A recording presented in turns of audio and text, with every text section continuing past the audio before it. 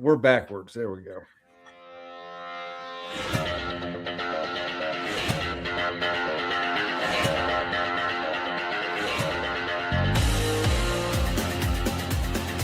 Welcome to the Bleeding Burgundy podcast, a Washington Commanders podcast for fans, by fans. With your host, Jesse Martin. What are you talking about? You're out of your mind. John Taman. We finally got professional football back. This is going to be fun. Scott Hartley. Yeah, thanks for having me on. Max Taylor. As long as you got Jaden Daniels, you got a chance to win. Spanning the eras of Washington football. Honoring the past. Commanding the future. And now, the world's worst podcast host, John Taylor. Hey, everybody. I am John. I am the world's worst podcast host because it is daylight savings time. We're going to use that for an excuse for being an hour late, but it's not that we're an hour late. We're a day early because we got ants in our pants, man. We just can't wait to talk about this great free agent week. I think I speak for everyone when I say the Commanders are going to the Super Bowl. And I don't think that I'm out of line by even thinking so. Speaking of people going to the Super Bowl, over here, my good friend from southeastern Virginia, Jesse Mupp.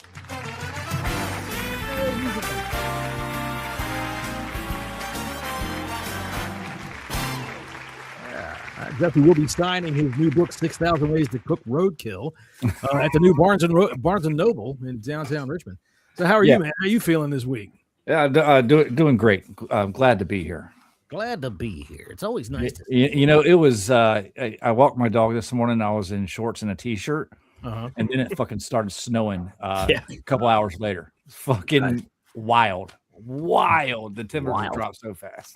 I tell you what, I was out in shorts and a t-shirt this morning as well, but I didn't have them on. I just was carrying them, and I almost got arrested. I had to run into the woods. Speaking of people that should be arrested, there's our good friend from the Royal Port of Barra, Scotty Hartley.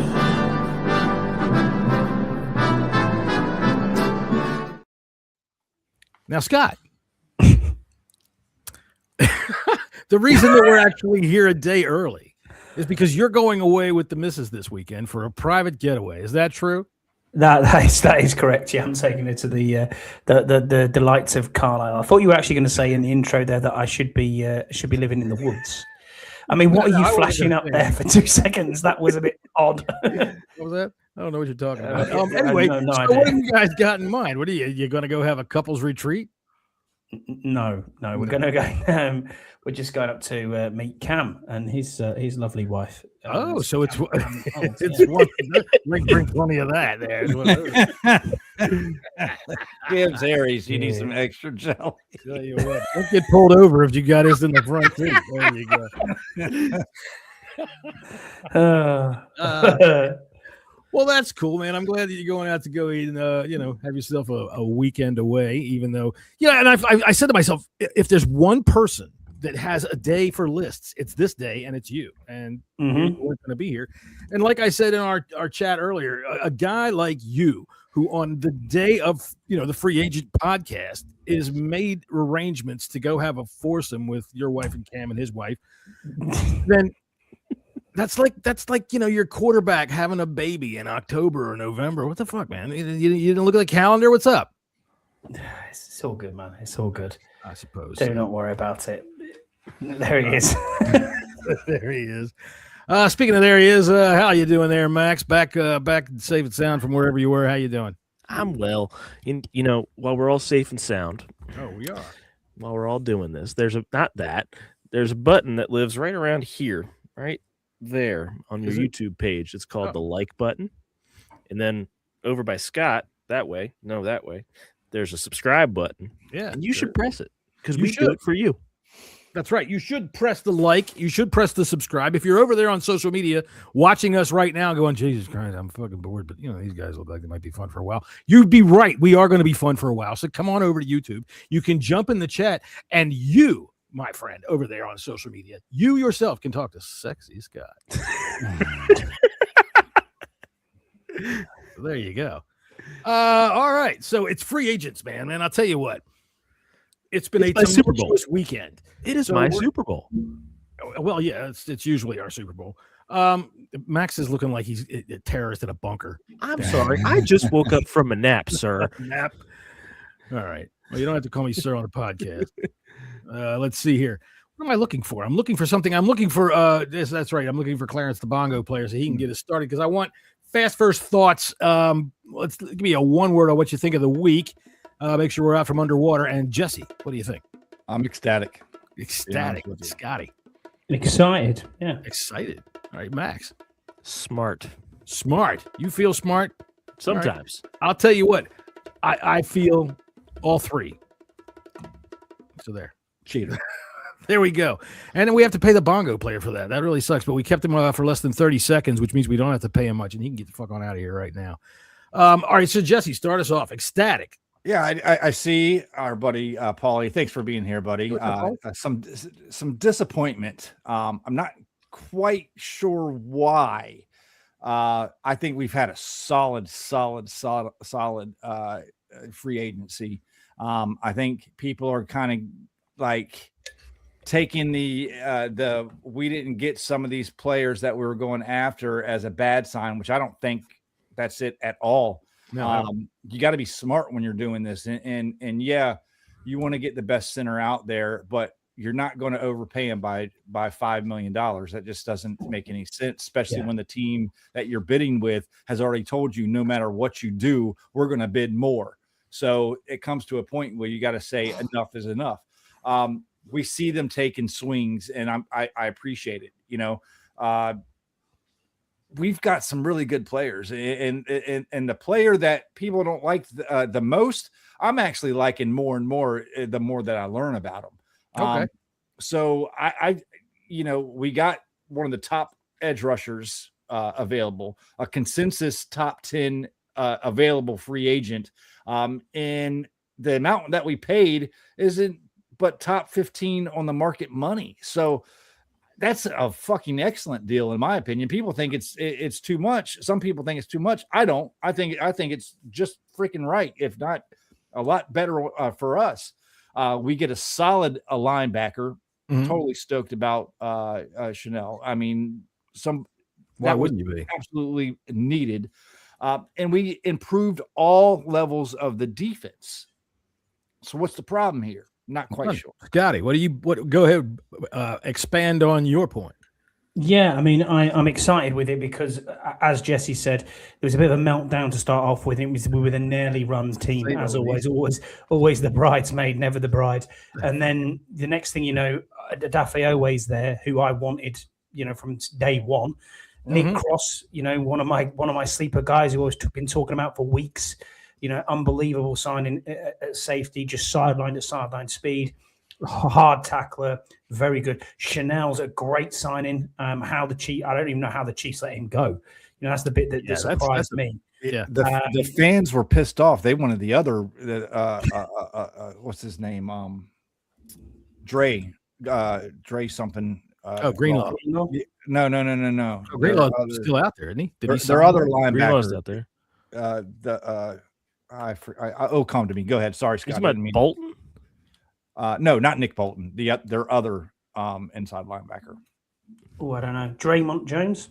Jones? No. I don't know. Anyway, yeah, so I was really happy with the safety pickup because I wasn't too keen, and we talked about this. Jesse especially said to me, no, they're going to go with Quan and Harris, and I was like, come on now.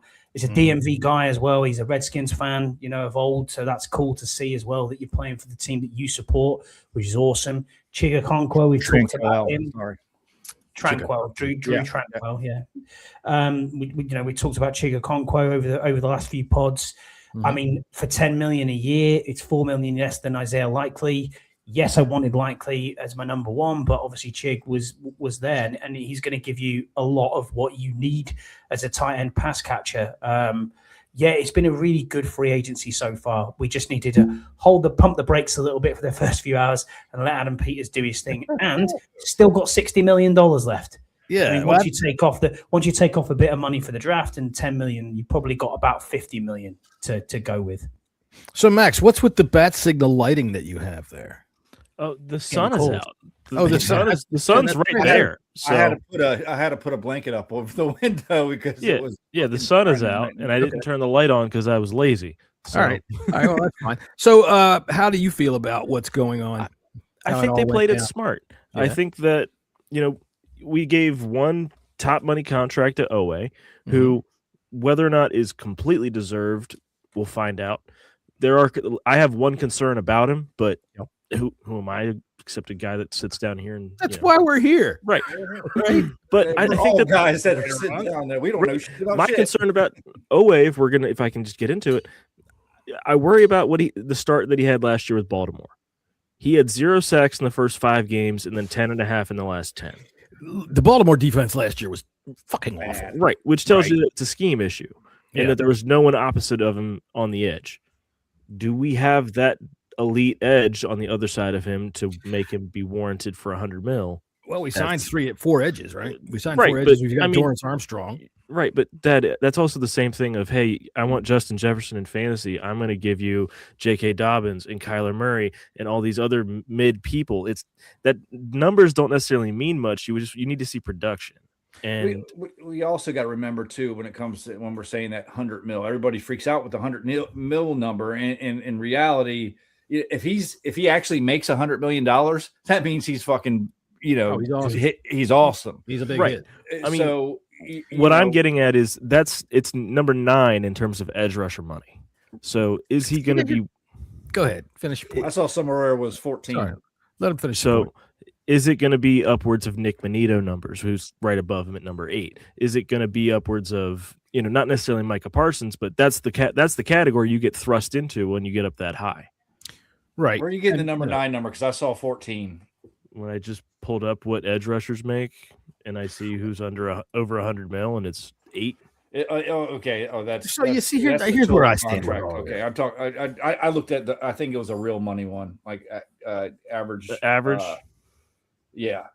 One, I think it was 14. I'm pretty sure it was 14. 8. So he's 10. Like all right. So here's where I stand with all of that, and where I'm going to expand on what I had to say. Number one. First off and foremost, I couldn't give a shit if fans melt down in the first 2 hours. It's fun. It's fun to watch people absolutely go bonkers berserk. And they did. It was embarrassing. It was a classic meltdown. Oh, embarrassing. They're fans, short for fanatics. Well, and as we all know, fans are stupid. And they prove it every year at this time. And that's fine. Go fucking bonkers, go apeshit, say the stupidest goddamn thing you can. I couldn't give a shit. That's what we do. Once you've been through it for 50 years or so, well, we haven't been in free agencies that long, but it's been a long damn time. I've watched this happen with this team in so many different ways. This was a thing of beauty. All right. We used to literally track Dan Snyder's jet. All right. We used to literally watch it from when it took off and we'd track it on where it was going and see where it was heading. And we're gonna and Snyder fed on that shit. Him and Serrato would just, oh my God, we're jumping on the jet. We're gonna go get the most expensive guy we can find, whether he fits or not. Boy, oh boy, are we gonna excite the fans. And boy, oh boy, did we go, we won the fucking Super Bowl every damn March, right? This time, I'd say we did win the March Super Bowl. You know who doesn't deserve the contract that he got? In a minute. But they don't show their hand at all. We all guessed about who they might be going for. We all see that they made big plays for Alec Pierce. They made a big play for Tyler Lindenbaum and Hoopenflupper. They made big plays for Romeo Dobbs. And everybody, we can't close the deal. Meanwhile, we're closing deal after deal after deal after deal. Right. And to be honest, those players, I'm kind of glad we didn't close the deal. Honestly, look, I was all excited about Alec Pierce because I'm just like any other fan. I'm stupid, and I get hauled up in all of the goddamn fluff and fife that Scott brings to the show when he's hyping up somebody. It shows that they know their Alec needs. Pierce real quick. First off, Linderbaum, way too expensive. Oh, it's ridiculous. Yeah, just and good on Alec, good on AP to go. Okay, that's it. We're out. Yeah, and also good on AP to run the price up that high on the Raiders. And two, with Pierce, look at him. I know that you pay for potential, right? but I need to see some sort of past performance. Just over 50% of receptions last year of his targets. His entire career, just over 50%. He had 84 targets, 47 receptions. It was gaudy in that he led the league in yards per catch, but that's what he got's number one money, right?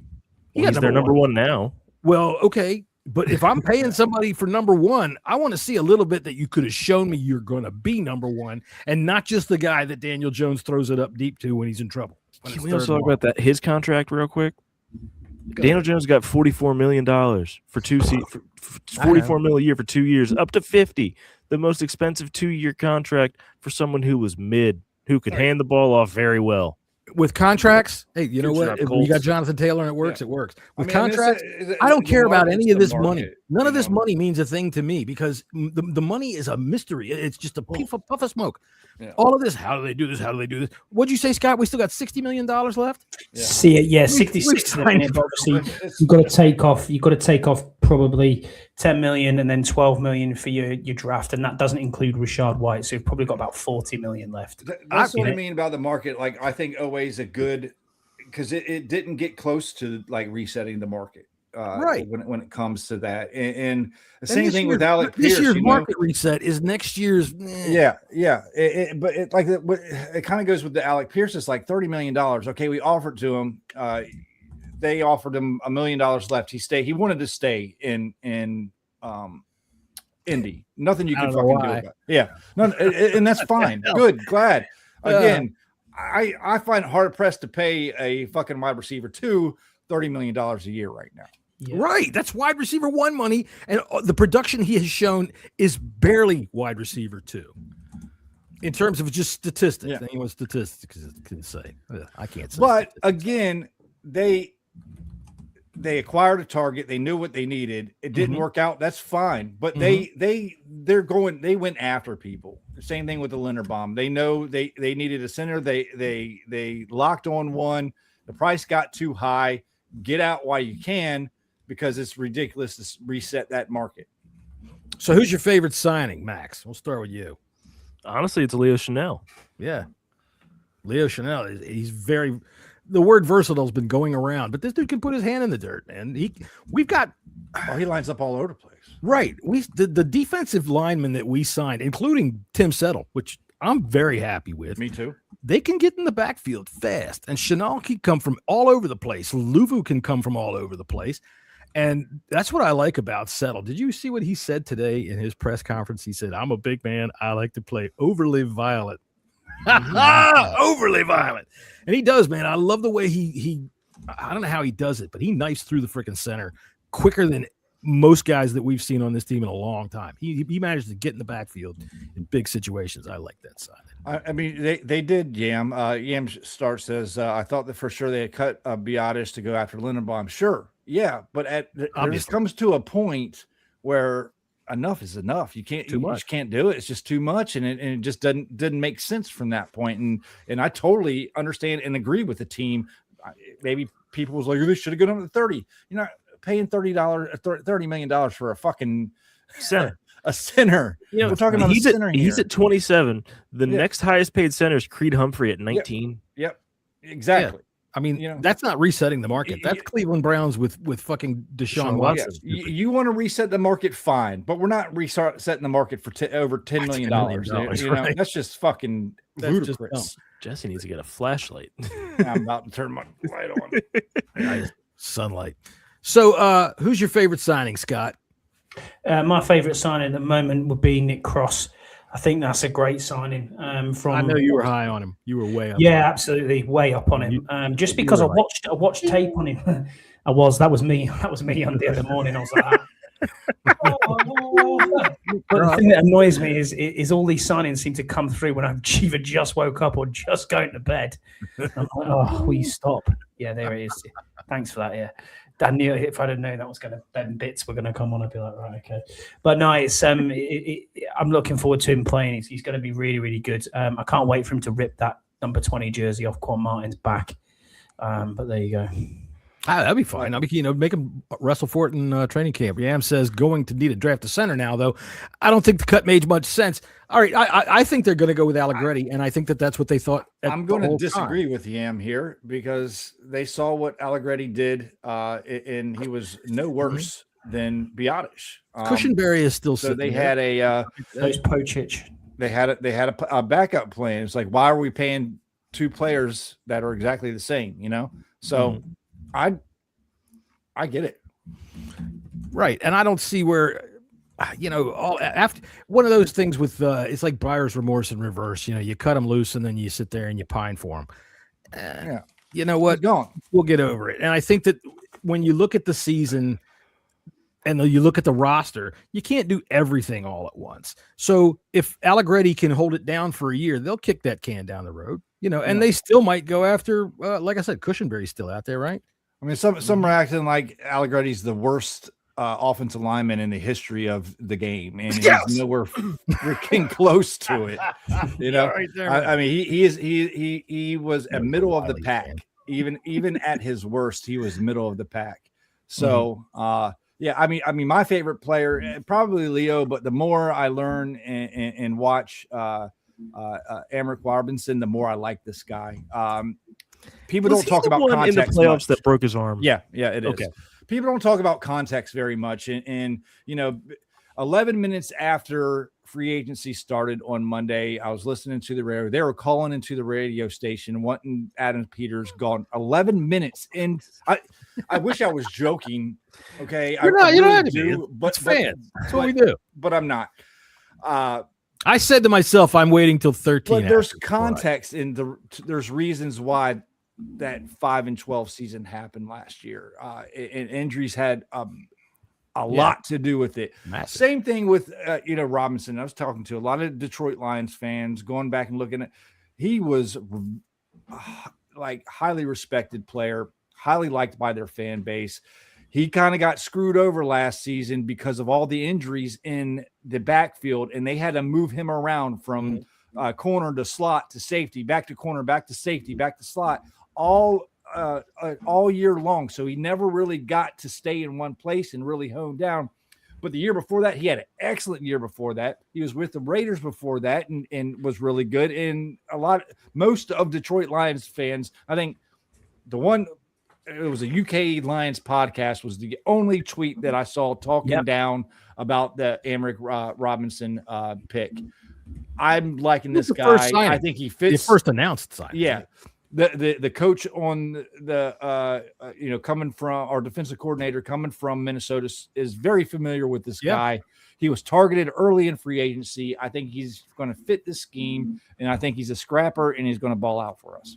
Look, I'll tell you what, I can't help but agree. I scratched my head over that one myself because just looking at the numbers, you go, I didn't know who he was. Why does it stand out to you, and why is it the first guy that they go after, right? But then, I fucking lost my train of thought. My favorite signing, I like Nick Cross because when he came out of Maryland, I remember we were all talking about him in the draft, and we did have some interest in him. He was just such a good player, and it's nice to see him come home now at the prime of his career.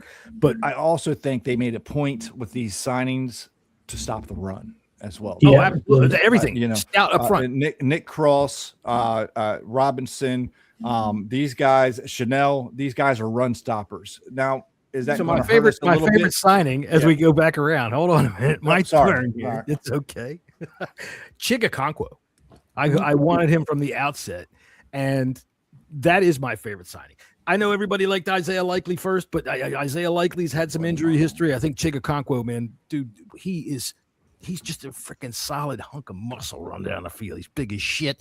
He's fast, and when they get the ball out to him in a little bit of space, he's Vernon Davis without all of the height. I mean, he's a little more compact, I think, but he's big. He's big as shit. He doesn't go down. Plays big. He plays fast.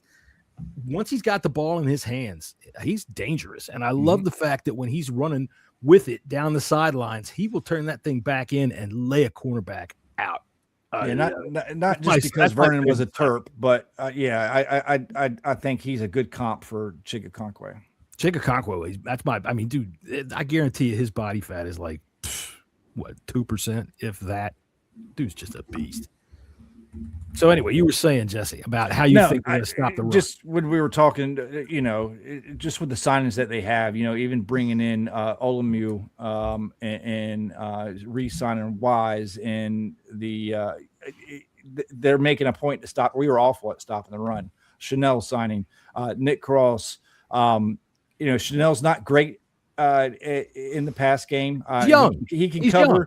He can cover tight ends, and that's what we're going to need him to. And same thing with Nick Cross. Not perfect in the pass game, but he's great in run support. And I think that the team did a good job in doing that. We have breaking news here on the BBP. Here on the BBP, Kyler Murray has signed a 1-year. Oh yeah, saw that. He signed it with the Vikings. So. That'll be pretty good. It was Drew Tranquil. That's who I was thinking of earlier. Yeah, Drew Tranquil. Yeah. The team, the fans from Kansas City say they would have rather kept Chanel and and not pay Tranquil. So Eric Robertson, all right, or Arik Robinson, however, I don't know how you sell it. Amrik, maybe Amrik. I thought Amik. Amik. Oh, Amik. Okay, all right, Amik Robertson. Like I said, on the surface, it didn't look like much. And goddamn it, here we go again. As soon as we start talking about his name too much, my whole point flew right out of my head. So, Scott, explain to us how we still have money. We still have money because that's one thing I don't know is how we have still got money. It seems like money we sign, we get more. Well, I saw your tweet about that. You were like, "Hang on, how have we got 77 million?" And then it was like, "How have we got 60?" And we're signing players. I honestly think it's because of what is in the guaranteed money and how these contracts are structured. So we're kind of almost backloading a lot of the contracts, which is a good thing, and maybe putting void years into them. I don't exactly know.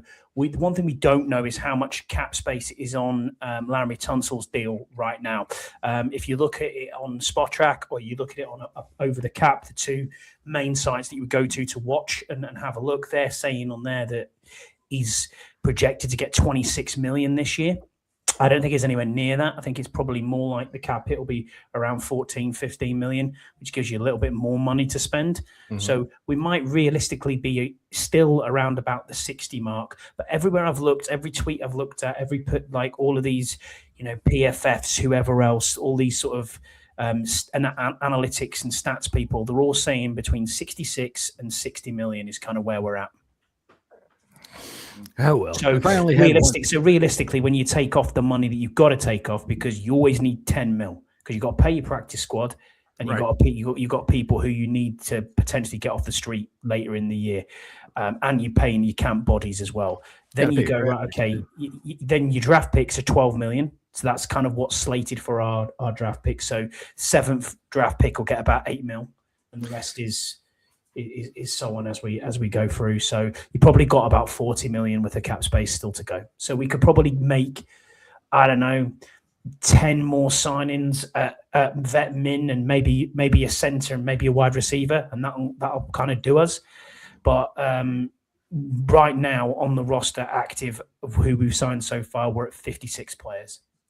All right, so you need 90 for camp. So yeah, we gotta have to bring in. So if you think 56, and then you add your draft class on top of that, you're probably looking at you're up to 65, 62. 62. Maybe 3 more signings will take you to 65. 5 maybe undrafted free agents. That's 70.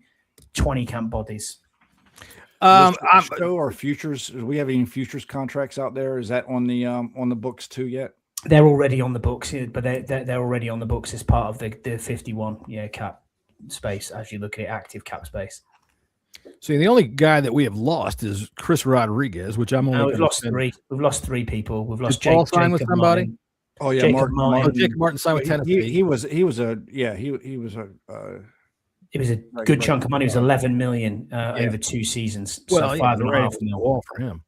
As much as I like him, once they start signing edges like that, then he's got to go. Bye bye. Jean Baptiste is still there, so we lost him. Who else did we lose? We lost Chris Rodriguez. All right, and then obviously the center Biadish. That's it. They're the only 3. They're the only 3 so far. We cut him. I have a feeling that we're probably going to be signing Chris Paul back. It might be. He might have gone out and found out that once he went to the dance, he's not as pretty as he thought he was. Yeah. And we'll take him back. That's nice. We'll dance with you. All right. So in terms of wide receiver, All right, which is where everybody now is starting to do their complaining. I get the itch when trade is coming. Do you? Yeah, What do you think? I have the itch. What do you think? I look at our cap room. I look at who is on the market, and there's not really anyone that warrant a Don't bigger say contract. Brian Thomas. I'm not saying Brian Thomas. I don't want to say a name because I don't know. Okay. But I just get the itch that a bigger money receiver's coming, and that would mean I have a different itch. Scotty, do you have any itches? Yeah, I have the itch for Brian Thomas Jr. I think he's already Brian got Thomas the jersey bought. Of course. Yeah, absolutely, I have I know because why. I can then parade it around my house, which will be fucking awesome. And by the way, just for fun, cheers. do you recognize those two?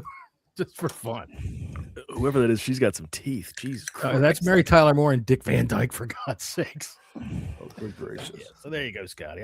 Now let's see if I can throw off your train of thought. Yeah, so what I was saying is I think Brian Thomas Jr. would get here. I think that Daron Payne is on the chopping block.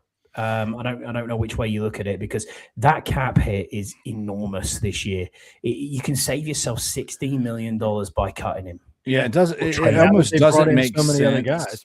Yeah, right now, it makes no sense to keep him. If you're going to keep him, you restructure him. Yeah, unless they, are trying to get an extra third round pick, but that's a lot of money, extra money for a third round pick.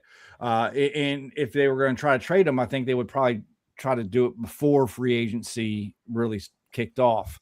I don't see I don't see Brian Thomas Jr. coming here at all. I don't see it. Why? Whoa, I'll tell you why. Because everybody in Jacksonville got better last year except for him. Do you know why? Except for him. Go ahead. Shane Waldron. That's why. I'm not saying I don't want him here. I just don't see it happening. I'm telling you what, that whole offense got better and he got worse. And not only did he get worse, but he lost the freaking trust of his quarterback, and they ended up just kind of benching him, even if it was just a soft benching where they just let him run around on the field. He did have a lot of drops too. He had a lot of drops. Lawrence got tired of him, and everybody else on that offense rose. So whatever, Waldrick, whatever, who cares? He didn't step up when everybody else started to step up. And if there's one thing that I'm tired of, now he's one of Jaden's former boys, right? Mm-hmm. Okay. I'm getting tired of hearing about, let's get the guys back together. I've had trouble in my career, but if I can get back with Jaden, fuck that. All right. That's the guy in your 20s that, man, if I could just stay on your couch for a week or two, man, I'll be up on my feet. Fuck that. Move on. We got our guy. I know Scotty.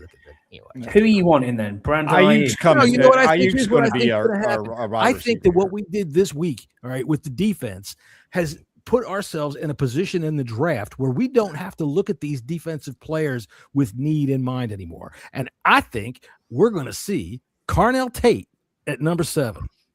That's going to be our number 2 and the heir to Terry. And if there's ever any blue chips in the NFL, the bluest of blue chips is Ohio State wide receivers. Yeah, I've kind of I've softened on Scott. Carnell Tate at 7. I've softened that Carnell Tate at 7. I would much rather have the wide receiver from Arizona. Jordan Tyson. If Love isn't there, I see a potential trade back. I believe with all my heart that Ayuk is going to be a receiver on this team. And then they would probably go off and get somebody like a Keenan Allen or Stephon Diggs, Christian Kirk, maybe. Christian Kirk, $5 million. Happy days. Something like that. Scott just wants the old Jag so he can do this to his wife. No, I just think he's a good slot receiver. He's a good player. Hello, that was interesting. You're going to get us banned from this one's probably 85, 90 years old now. So. Dude, seriously, you can't do that. John, you're going to get us banned from YouTube. Really? Well, that's from Playboy, 1966. It doesn't matter. You can't fucking do that. All right. Sean Connery. We'll talk about movies. You can do that, but you can't show bare ass on YouTube. Right. Jesse has 2 strikes already. To me, don't forget, I put Chris Sims' face on a penis. Listening to people like Logan Thompson, I truly believe him. In any other draft, Carnell Tate's an end of first round, early second round wide receiver. Really? And thinking about that, it's this. People don't believe it, but this draft is not top heavy. It's just not top heavy at all. That's fine. I tell you what, I think that when you look at a wide receiver like Carnell Tate, people are going to talk about his 4.5 time as if that's fucking slow. They're going to talk about certain things that they think that he's not even the number one wide receiver on his team. Look, who was Jackson Smith-Njigba before he was JSN in the NFL? I mean, he was a good Ohio State wide receiver, but was he a superstar that was flying out all over everybody in college? Not necessarily. And he's the number one wide receiver in the NFL right now. I'm telling you, blue chips are Ohio State wide receivers. Yeah, but I just like, to me, I think you go with the best, whatever the best player is on the top of your board. You don't need, even if it's a defensive player. I think I don't think it matters, because we're in the position that where we set ourselves up, we fixed our holes. You know, if someone like Love is there, if they think Downs, which I don't see that happening. Sonny Styles, you know, I think it doesn't matter, offense or defense. They're in a position that they can go get anybody. Yeah, well, I agree. And especially when you say Sonny Styles, who all of us were in love with, Caleb Downs, all of us were in love with. These guys that they've picked up this week are young, you know, and they've signed, Cross signed a 2-year deal. Chanel signed a 3-year deal. He signed Owe to a 4-year deal. I just hope they don't feel forced because they weren't able to pick up one of these wide receivers to pick a Tate. You know, they have to pick a Tate. I just don't. I just think that, Jesse, I don't know what the 2027 draft's like. You'll have to speak to me, Max, but I go on, mate. I'll let you go. I got it. You go ahead. I got it. I'll build. Right. Okay, cool.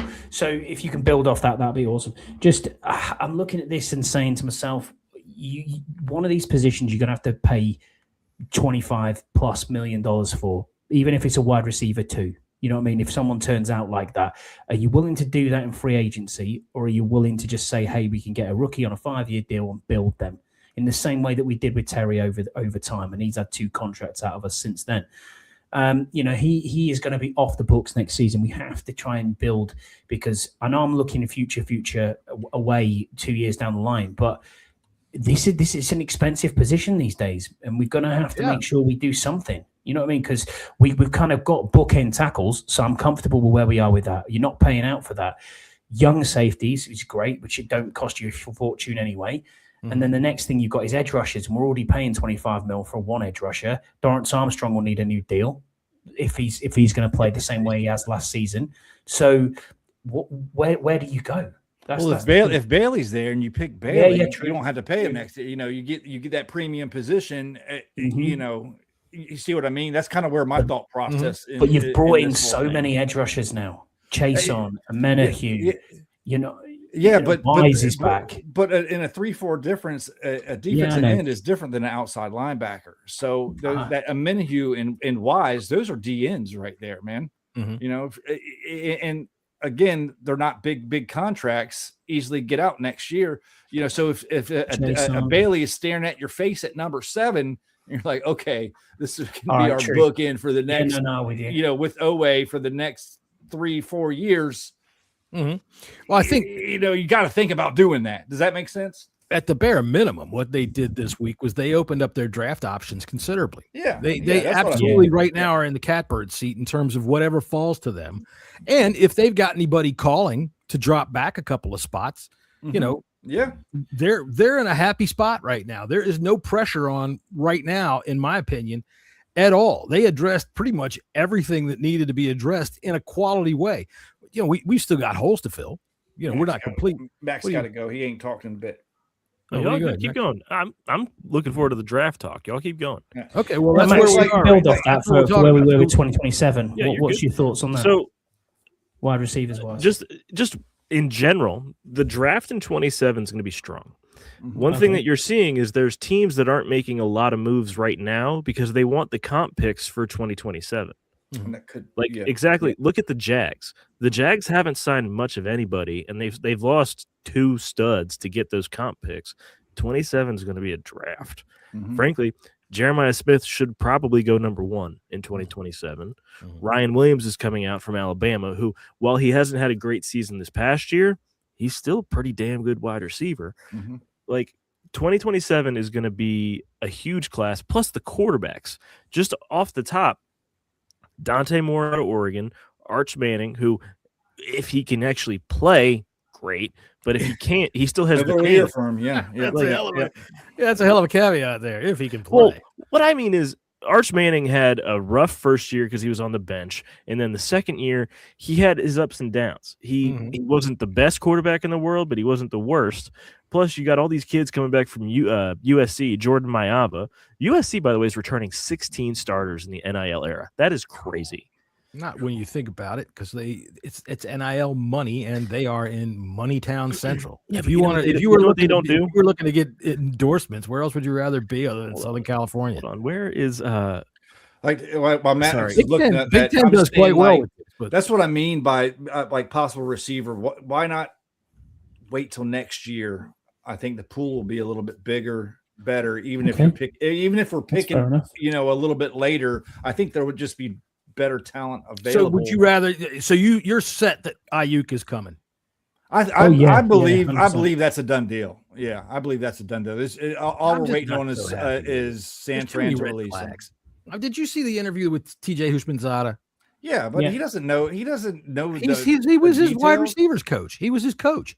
Personal coach. He hasn't talked to him in forever. He don't know where his head's at. He's talked to him a lot more than any of us have. So, and I mean, you're right. He doesn't know where his head's at, but who does know where his head's at? I mean, this is a dude that signed a contract and then refused to live up to it. There's three sides to every story, and we only know what fucking it's. Well, I get it. I understand. Side A, side B, and the truth. What the actual truth is somewhere in the fucking middle. The truth, it's obvious. Listen, we haven't heard from Brandon Ayuk. We know for damn sure that he's healthy. He wants to play, and he wants to play with his best friend in the whole wide world. It is nothing to give him a $10 million contract and say, "Hey, come prove it." And if it doesn't work, it doesn't fucking work. It won't. It's not going to fucking break the bank.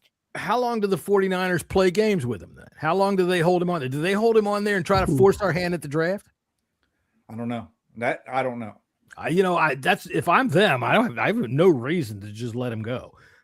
So if I think that he's like itching to get to the Commanders, and I'm thinking of the Commanders as a potential threat next year because John Taman, the world's worst podcast host, said we were going to the Super Bowl just about a half an hour ago. Is that enough to say, okay, we're just going to hold him until fucking June 1st and make the Commanders keep that wide receiver on the option board at their number 7 pick? Make them use it.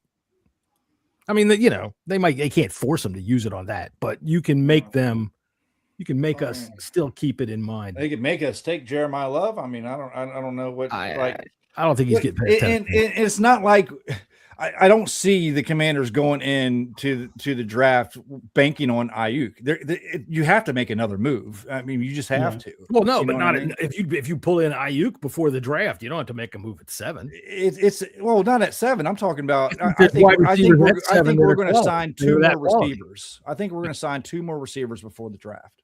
All right, because see, I honestly think Carnell Tate is that quality. I think he is definitely a top 10 pick, and I think if we have the opportunity to take him, we should. I think I'll agree to disagree with you on that. And See, I could be right. You could be right. He's a route runner supreme. So is corner a premium position in your opinion right now? So Mansour Delane, would you take Mansour Delane? I definitely see us. If we trade back a couple spots, Delane is that. And I would be extremely happy with that. We could pick up like a 4th or something like that. Because even if you go back a couple of spots, you're not going to pick up like a 2nd. That's not going to happen. Maybe a 3rd or something. But yeah, I mean, I don't see us picking them at 7. No, but 10, yeah. Maybe. Go ahead.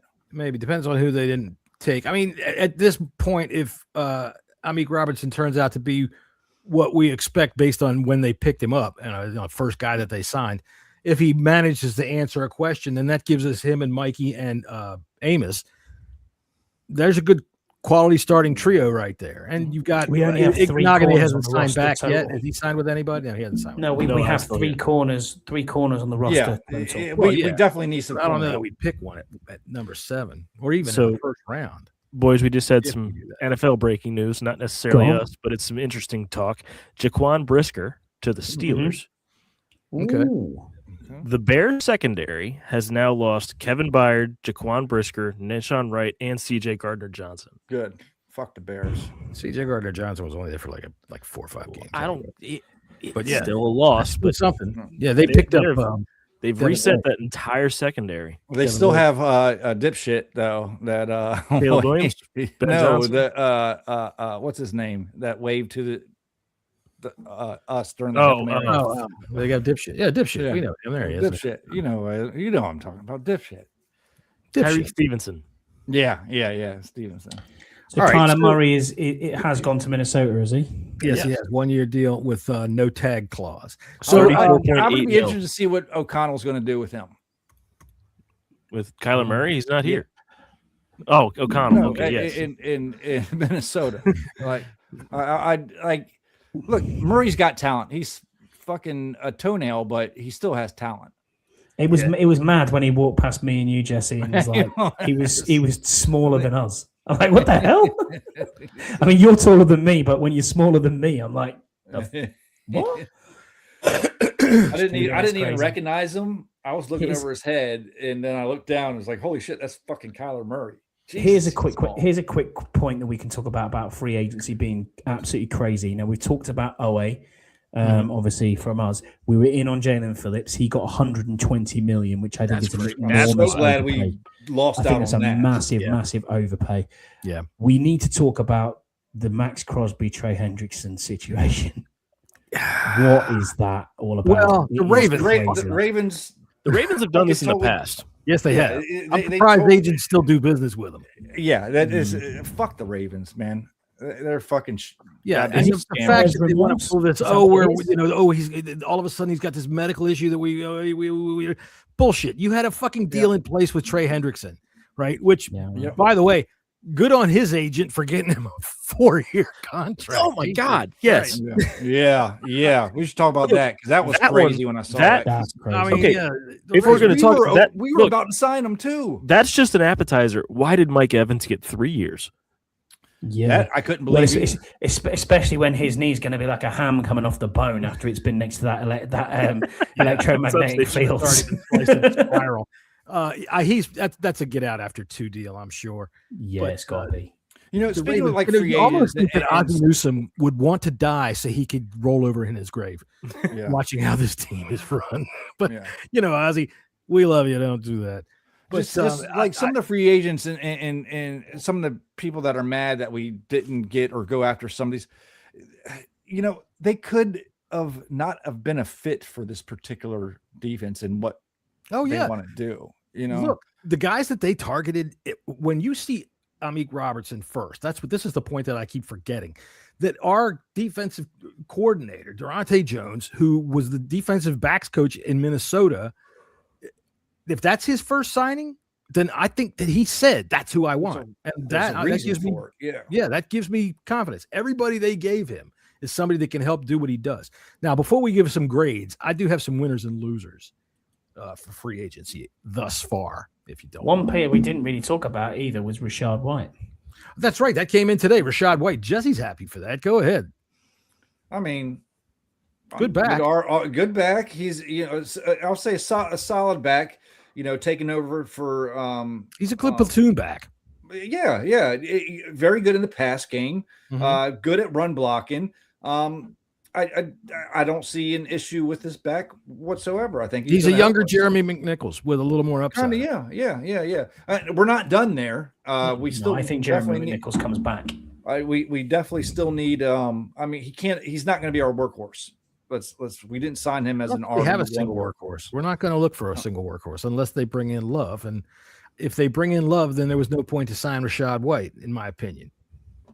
If you're bringing in Love, he's not here to be in a committee. He's here to take over. I don't think signing White has any relevance with drafting Love or not drafting Love at all. You need a good third down pack. So I disagree, sir. So I vehemently disagree. I don't get the people that say, "Oh, there's no way we're going to draft Love." If he's there at 7, you're drafting Love. One thing I know for sure is I don't know. I don't know what this FO thinks. That's the beauty of it. I love it. They play their cards so close to the vest. None of us know what they're getting ready to do. We can guess and we can be happy with what they come up with. I think they're setting up for the opportunity to. I mean, this free agency kind of points that way. If there's a chance that he's there at 7, they're taking him. I agree. All right, let me see here. I got to find this here. We'll do this. But if he's not there, if he's not there, so okay. Well, I think everybody got your point. All right. So, all right. I do have some winners and losers for free agents. These are just my opinions. Loser. Falcons fans. Honest to God, none of us know what the fuck they're doing. So don't feel too bad. Hang on a minute. Let me get this thing out of the way. There we go. That's better. None of us know what the fuck they're doing. They have no idea what they're doing. I don't even think, even a person that's throwing shit at the wall to see if any of it sticks is trying to see if some of it will stick. I don't know what the fuck the Falcons are doing. Any idea? Nope. None whatsoever. All right. Fucking who knows what the hell they're doing? Where's all my background shit? Man, this thing's all God damn it. There we go. Get my red in there. There we go. All right. So Falcons fans, look, none of us know what the fuck they're doing. Anyway, they are losers. Winners. Let's see. Geno Smith. Geno Smith gets to keep playing football. He does. He gets to keep playing football. Loser. He's gone to the Jets, hasn't he? He has to play football for the Jets. Yes. Winner. Dallas Cowboys signed Sam Howell. Yes. He finally gets some insight on the Eric Bieniemy offense down there, and goddamn right, we're going to find out. He's only got to collect the New York Giants at some point in his career. He's done every NFC East team. That's cool. He's got to. I mean, he's dragging the dregs right now. So, the Cowboys signed Sam Howell. How funny is that? Let's see. Who else do we have here that are winners and losers? Let's see. Loser. Oh, yes, of course, Eli Manning. Because fuck him. That's why. Fuck him. Never be in the Hall of Fame. He's not going to get there. The Giants did some work. They've had a pretty good. Yeah, they've got a competent coach now. And they got Isaiah Likely up there. Who cares? They got that. It's the New York Ravens. Yeah, but they got a quarterback whose brains are going to fall out of his ear soon. I mean, Likely wanted to play here, but we just didn't like him that much. Let's see here. Oh, of course, the losers, the Ravens, for trading away 2 first-round picks for Lieutenant Dan. All right. The Green Bay Packers are big losers for signing Benjamin St. Just for some reason. Jesus Christ. You know what? I did see some Packers fans get excited about this, and I was like, "What are you doing?" Jesus Christ! They're like, "Yeah, fire. We needed someone like him." Like, yeah, we did. We what did you need for someone like him? Somebody that can't do it?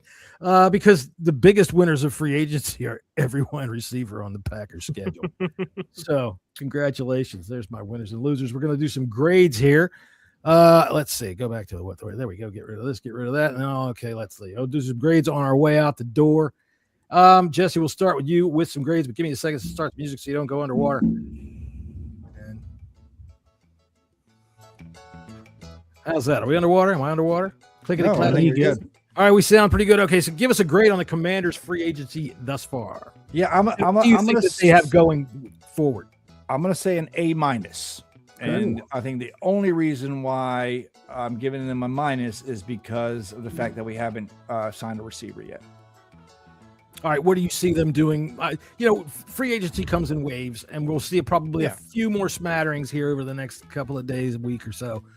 What do you see over the end of this first wave as it breaks on the beach? I expect a center pretty soon, and another cornerback, and then 2 wide receivers. Okay, Scotty, what about you? Yeah, I agree with Jesse in exactly his summary there. I want a corner, a center, a left guard, and 2 wide receivers. Not much really than John, obviously. But yeah, I would give it a B, a solid B at the moment, because we do need to take into account some wide receivers and help on offense. But you can't fix everything. We know that. We're going to have 1-year deals. You cannot fix everything. I think Adam Peters has done great work so far.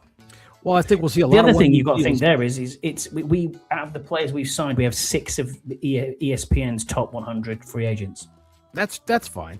And 6 of the top 20, by the way. If I'm thinking correctly, the names that we've signed, not just the re-signings or anything like that, but everybody's over 1 year except for the guy we got from New England whose name is escaping me, Lacavon Chason. Calavon, is that how it is? Calavon Chason. And Rashad He's a 1 year deal, but everybody else is White. And Charles Amenahue's a 1 year deal as well. Yeah. Okay. All right. So I think that's good. They're building for the future. They're not just building to be temporary for next year. Max, go ahead and give us a grade and what you expect. Also a solid B. And like I said earlier, I think that there's a trade coming for a higher dollar wide receiver. I don't think they're going to let all this cap room go to waste. Let me ask you real quick. You give away what for a what higher are we dollar? giving up? Yeah. I think we want to keep our draft picks for next year because our draft is supposed to be I pretty agree. decent. I think What are you we're gonna thinking? Are you thinking a player I trade think or what? Give up one Mr. Deron Payne. Yeah, but how much are you going to get in return for him? Yeah, all right. So, because I think they talked about at one point, Safety Show talked about it, and it kind of like my thoughts on it is like who would and what would they give up for that contract? That's the only thing that I look at. That's a pretty hefty contract to be able to. You'd have to take a look and see at a team that was probably in the same kind of a situation with a receiver that they might see as underwhelming and is overpaid. They might be looking to offload. I don't see where we have the assets to trade for a really high dollar type wide receiver unless he's a genius coming because the Jags need defensive interior players. They've got cap space. They've got cap space to pay that contract. Well, they're not going to do a player for player trade. I mean, it would have to be. It's going to cost you more because he was a first round pick. So you're probably going to look at Ron Payne in a fourth. Yeah, fourth next year maybe, or next year third. I still don't think that happens, though. I don't think there's a chance that happens. I'm going to give him an A. I think every one of these, I don't. There's none of them that I can argue with in terms of these signings, and I think every one of these signings makes sense. Who? They make sense. Every one of the signings makes sense. Not just they make sense. They're home runs. Yeah. I mean, dude, the top edge rusher in free agency nailed him, right? Mm-hmm. In our opinion, which counts more than anybody. Nick Cross, I thought was one of the top safeties that was out there. He was a fucking steal. Cheval turns out to be a possible, just a gem that we just found right at the right time. Even Okonkwo is just, in my opinion, that's a players too. That's right. They're all ascendant players. Mm-hmm. So I'm giving them a 100% A for this free agent period. And I mean, that's why I said at the beginning of the show, we are going to the Super Bowl. We're heading there this year, and it's a done deal. So the rest of the 31 teams can just stay the hell home. All right, I don't know when we're coming back. When are we coming back? Not tomorrow. Nah, maybe next Friday. Like we'll see what happens. Max, who is this big? Who is this high dollar wide receiver you're thinking? That we traded for Burgundy. Who? DK Metcalf. Dude, no, they're not trading him. They just got him and Pittman are up there now. You know what the thing is though about that? They have two receivers that are the exact same body type. Yeah. I mean, it's kind of you can't do that. They have two receivers now that do the same things. That doesn't work. I see. I get where you're coming from, Max. I do. Look, I know everybody's gonna laugh when I say that. Treylon Burks is the same body type, and I got hopes for that guy. If he can stay healthy, I think we've got a positive hopes for him there. For Treylon Burks, but you can see what DK can do. I also think Burks needs a chance. Like what can he do to get that chance? I'm not sure. I've also seen DK taken out of games. Lots of them. Well, that is true, but that's what was Burks' contract? What did we pay him? Is that out? Yeah, it is. Yeah, it was 1 year, $4 million is what it was. Coach Lombard yelled at me about it. Was it 1 year 4? Yeah, 1 year 4. Yeah. Wow. I mean, they gave him a good piece of money for what he's shown, but I think you pay for potential. Not a lot, though, is it? No, it's not a lot. It's like one first round draft pick. It was not even 4. It was 2.35. Well, there you go. So it could be up to 4, probably. There's probably incentives in there for up to 4. So, my opinion, was Burks a first rounder? He was. Yes. Yeah. Whether he was overvalued or not. He was the AJ Brown replacement. Yeah. Right. Whether he was overvalued or not. And the quarterback situation that he had at Tennessee was god awful. Tannehill, and then what I did like was Chig Okonkwo's. If you listen to Chig Okonkwo's presser and you listen to the corner we signed as well, his was really good. But Chig was talking about Treylon Burks, his best mate in football, and he was like, when he's fit and he's healthy and he's on song, this kid can ball, and you'll see it next year. And I was like, oh. Dude, okay. For a short burst, we did see it.